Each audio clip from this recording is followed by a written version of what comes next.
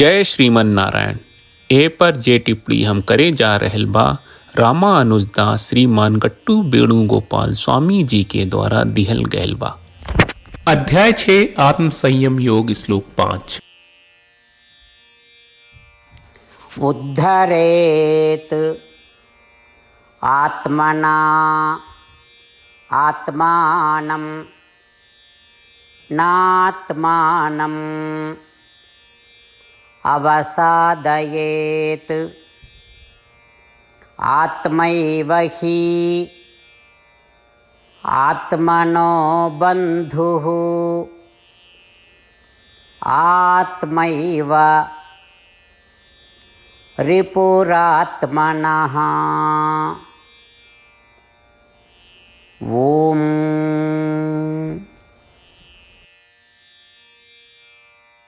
गीताचार्य श्री कृष्ण परमात्मा अर्जुन समेत हमनी सबके आत्म संयम योग सिखा रहल बानी। परमात्मा कह रहल बाड़न कि अर्जुन रौरा समृद्धि चाहत बानी कि बर्बाद होकल चाहत बानी। अगर रौरा समृद्धि चाही ता रौरा कर्तव्य बा कि रौरा आपन के उत्थान करी। आपन के उत्थान करे खातिर रौरा जौन करे के बा उ ई कि आपन मन आ मानस के संसारिक सुख आ अंतहीन इच्छा के पीछे ना चले देई। आपन दिमाग के काबू में रखी। अगर रौरा आपन दिमाग पर काबू करी ता दिमाग सबसे बढ़िया दोस्त बन जाला। फिर एक बेर दिमाग सबसे बढ़िया दोस्त बन गए ता उ रौरा के बात सुन के रौरा के पीछे पीछे चली। ई रौरा खातिर बढ़िया काम करेला। जैसे कि सबसे भरोसेमंद आदमी मन पर काबू ना रखत तब का पता चलेला कि का होला। रौरा मन कबो रौरा की बात ना सुनी। रौरा मन हमेशा सुख इच्छा आ चीजन के पीछे दौड़त रही। तब ऊ प्रकार के मन रौरा सबसे बड़ा दुश्मन बन जाला। अब ई मन कहाँ बा, ई दुश्मन कहाँ बा? ता रौरा भीतर रहत घरी ई रौरा के प्रतिकूलता ले आवेला और रौरा के औरी गहरा धकेल देला आ रौरा के पूरा तरह से तबाह कर देला। ई तरह से श्री कृष्ण परमात्मा हमनी के मन के सबसे बढ़िया दोस्त बना के आपन मन के नियंत्रित करे के आपन के उत्थान करे खातिर प्रोत्साहित कर रहल बाड़े। श्री कृष्ण परमात्मा हमनी के चेतावत बाड़े कि अगर हमनी के आपन मन के काबू ना करी ता ऊ मन ही हमनी के सबसे बड़ा दुश्मन बन के हमनी के नाश कर देवेला। हमनी के सबके रोज कम से कम एक बेर श्री कृष्ण परमात्मा के चेतावनी के याद करी जा। जब भी हमनी के मन में भोग और इच्छा के प्यास होखे ता हमनी के सबके रोज श्री कृष्ण परमात्मा के चेतावनी के याद करी जा। आई धीरे धीरे आपन मन पर नियंत्रण हासिल करी और आपन मन के आपन सबसे बढ़िया दोस्त बना के आपन के ऊपर उठाई।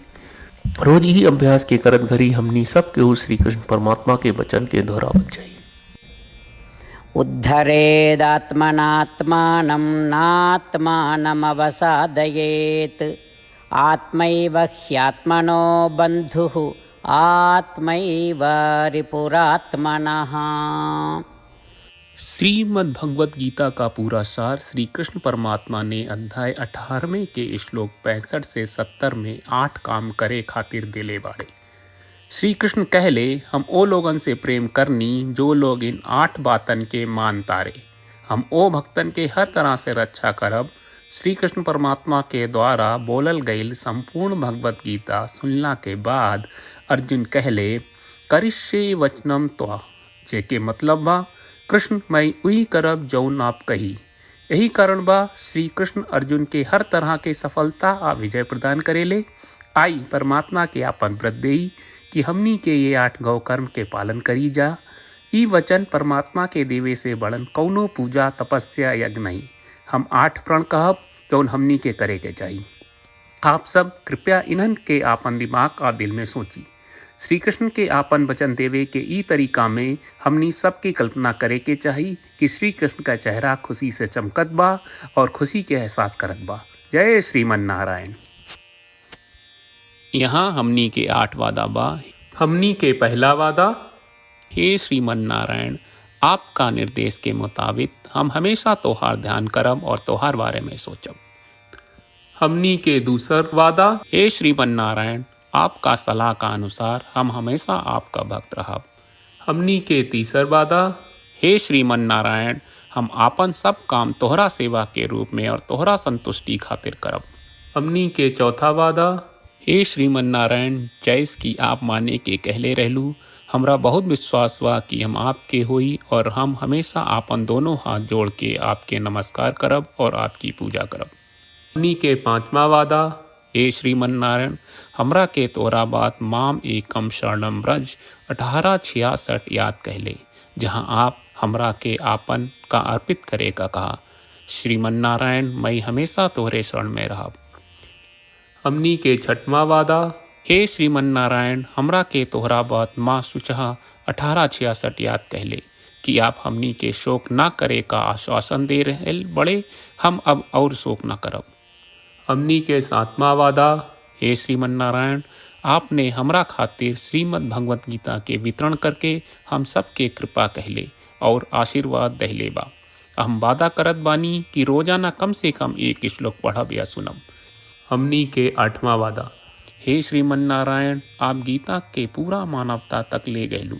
हम गीता में आपके दिव्य वचन के उन भक्तन तक पहुँचावे के प्रयास करब जे गीता से अपरिचित बा। हे श्रीमन नारायण, हम उई करब जौन तू करे का कहब। हम ऐसन व्यवहार करब जैसन आप चाहत बानी और हम खाली आपका खातिर काम करब। श्रीमन नारायण के रोज आपन वचन देहल कि हम ओइस करब जैस आप कहत बानी, ही अपने आप में बड़न पूजा बा। श्रीमन नारायण, करशे वचनम त्वा। श्रीमन नारायण, हम तोरे निर्देश के मुताबिक काम करब। सर्वम श्री कृष्ण अर्पणम अस्तु। जय श्रीमन नारायण। उद्धरेत आत्मना आत्मानं नात्मानं अवसादयेत्। आत्मैव हि आत्मनो बन्धुः। आत्मैव रिपुरात्मनः। ॐ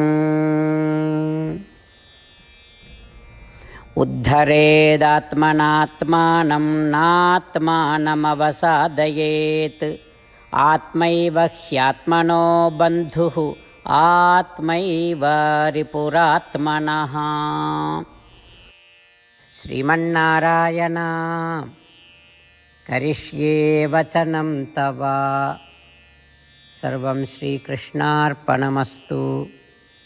जय श्रीमन्नारायण।